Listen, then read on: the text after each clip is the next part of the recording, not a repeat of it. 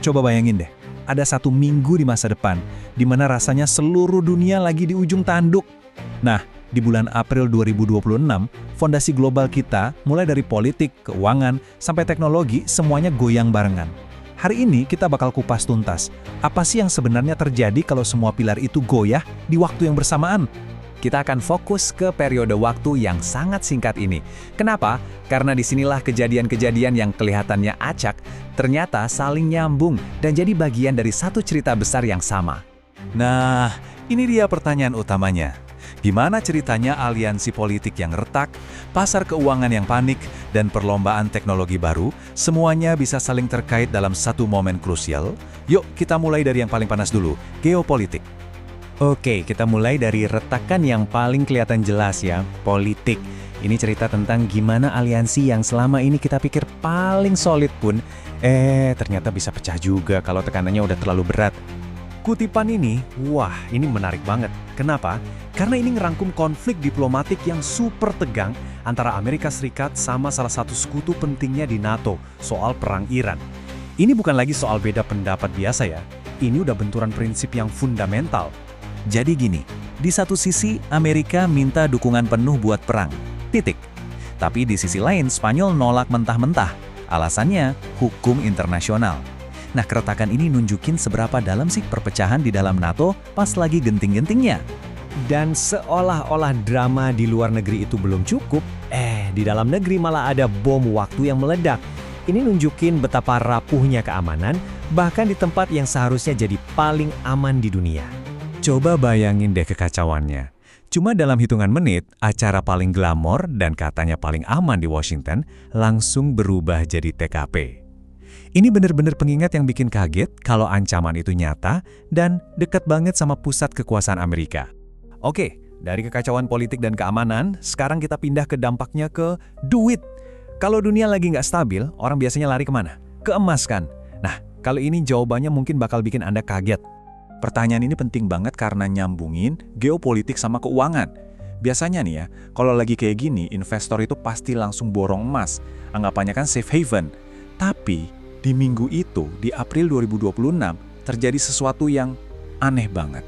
3 miliar dolar. Gila kan? Sebanyak itulah nilai emas yang dilepas sama dana minyak negara Azerbaijan cuma dalam 3 bulan pertama. Dan yang lebih penting, ini pertama kalinya mereka jual emas sejak mulai ngumpulin di tahun 2012. Ini sinyal yang kuat banget lah. Dan ternyata, ini bukan cuma Azerbaijan doang. Ini kayak pergeseran yang terkoordinasi. Beberapa negara besar pemegang emas lainnya juga ikut-ikutan. Kenapa ya? Mungkin karena di tengah tensi geopolitik, mereka butuh duit cash cepet. Salah satunya buat belanja pertahanan. Apapun alasannya, aksi mereka ini benar-benar ngerusak kepercayaan ke aset yang harusnya paling aman. Dan coba lihat ini, para ahlinya aja bingung. Morgan Stanley bilang aturan mainnya udah ganti. Tapi Wells Fargo malah makin yakin sama cerita lama, kalau harga emas bakal meroket. Nah, kalau para pakar aja udah nggak satu suara, ini nunjukin betapa bingung dan nggak pastinya kondisi pasar global waktu itu.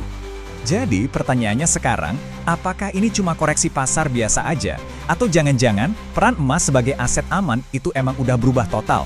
Ini dilema besar di pasar. Nah, ini yang menarik. Di saat dunia lama, geopolitik dan emas lagi retak-retak, di sisi lain ada dunia baru yang lagi dibangun super cepat. Disinilah kita pindah dari ketidakpastian ke perlombaan sengit membangun infrastruktur buat AI. Istilah kuncinya di sini adalah AI agentic. Ini bukan chatbot biasa yang cuma jawab pertanyaan ya. Ini AI level selanjutnya yang bisa mikir, bikin rencana, dan bertindak sendiri. Dan buat bisa begitu, dia butuh tenaga komputasi yang gila-gilaan. Permintaan buat AI agentic ini akhirnya memicu perlombaan senjata global yang panik. Tapi bukan buat rudal atau tank. Perlombaannya itu untuk sesuatu yang lebih fundamental di era digital sekarang, daya komputasi mentah. Puluhan juta. Coba bayangin, itu jumlah core CPU yang dipasang Meta cuma dari satu pemasok, yaitu AWS. Biar kebayang, itu skalanya kayak ngebangun ribuan pusat data sekaligus. Gede banget investasinya. Dan tujuannya cuma satu, jadi nomor satu di dunia AI. Nah, yang menarik itu strateginya. Meta ini nggak mau taruhan di satu kuda aja. Mereka kerjasama bareng semua pemain besar, Nvidia, AMD, AWS, bahkan sampai bikin chip sendiri. Jadi ini bukan cuma soal beli hardware, tapi soal membangun fondasi yang super fleksibel dan kuat buat mendominasi masa depan AI. Jadi ini pergeseran yang besar banget. Udah bukan zamannya lagi milih satu teknologi pemenang. Sekarang ini tentang gimana caranya ngerakit fondasi baru dari potongan-potongan terbaik yang ada buat menciptakan sesuatu yang jauh lebih kuat. Oke, jadi kita udah lihat 3 hal yang terjadi barengan dalam 1 minggu. Krisis politik, gejolak keuangan, dan perlombaan teknologi. Sekarang, kalau kita gabungin semua titik-titiknya, apa artinya ini semua? Pertama, pilar politik yang lama lagi runtuh. Aturan main global dan aliansi yang udah puluhan tahun kita kenal, sekarang udah nggak bisa dipegang lagi. Kedua, pilar keuangan juga lagi goyang. Aset yang kita anggap paling aman, contohnya emas, tiba-tiba malah jadi sumber ketidakpastian. Jelas ini bikin semua orang cemas dan bingung. Dan yang terakhir, ini kontrasnya luar biasa banget. Di saat pilar-pilar lama lagi hancur, ada fondasi teknologi baru yang super kuat lagi dibangun. Dengan kecepatan gila. Ini menjanjikan era yang bakal benar-benar beda. Ini semua ninggalin kita dengan satu pertanyaan besar. Saat dunia lama runtuh dan dunia baru lagi dibangun, kekuatan mana yang bakal nentuin arah dekade berikutnya? Apakah kekuatan politik, strategi keuangan, atau justru kekuatan teknologi? Masa depan kita semua mungkin bergantung pada jawaban dari pertanyaan itu.